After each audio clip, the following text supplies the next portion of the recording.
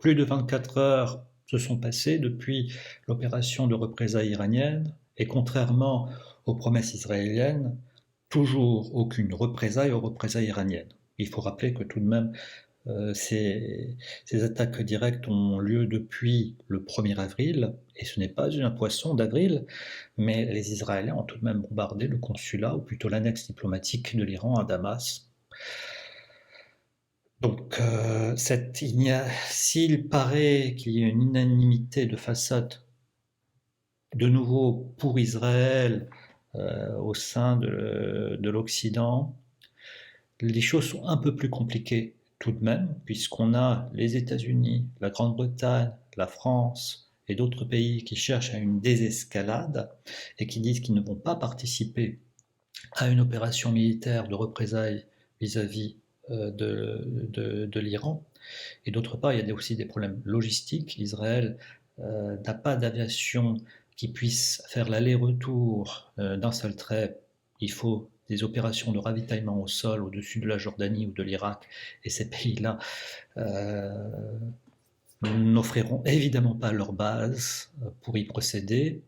Et d'autre part, les Américains ont déjà dit, comme je le disais précédemment, qu'ils n'allaient pas participer à ces opérations.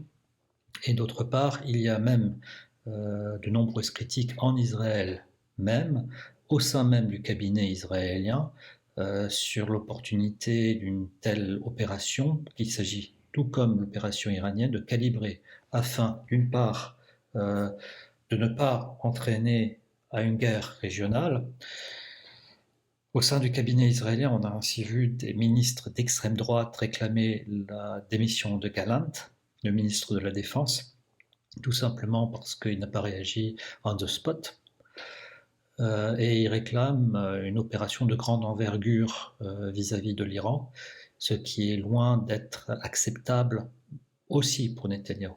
On voit d'autre part des anciens premiers ministres israéliens comme Ehud Barak et Yair fortement critiquer Netanyahou. Ce n'est plus du tout donc l'union sacrée. Est-ce qu'Israël peut aussi se permettre une guerre régionale?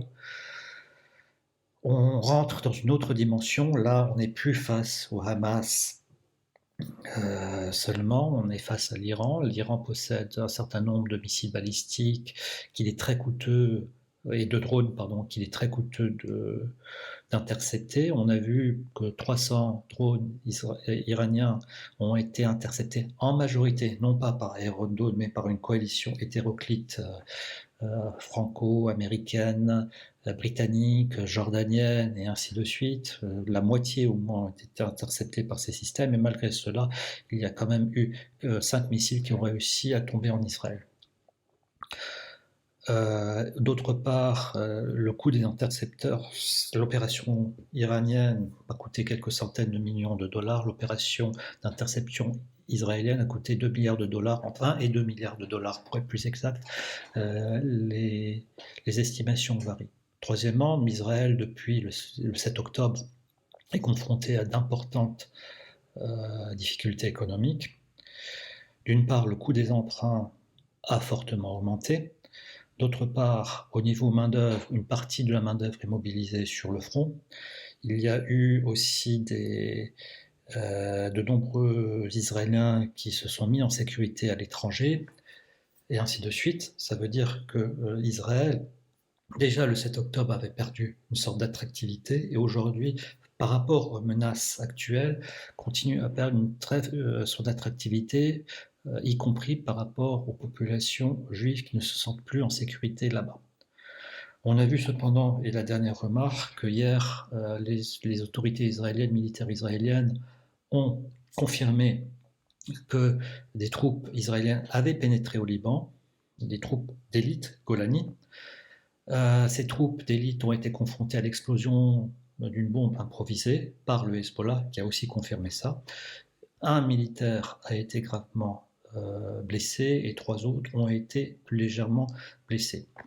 Le fait même d'entrer en territoire libanais est assez inquiétant. S'agit-il de procéder à des sortes de reconnaissance en vue d'une opération à grande échelle, c'est ce qu'on peut craindre. Ça veut dire que les représailles ne viseront pas l'Iran, mais plutôt viseront le Liban, à proximité.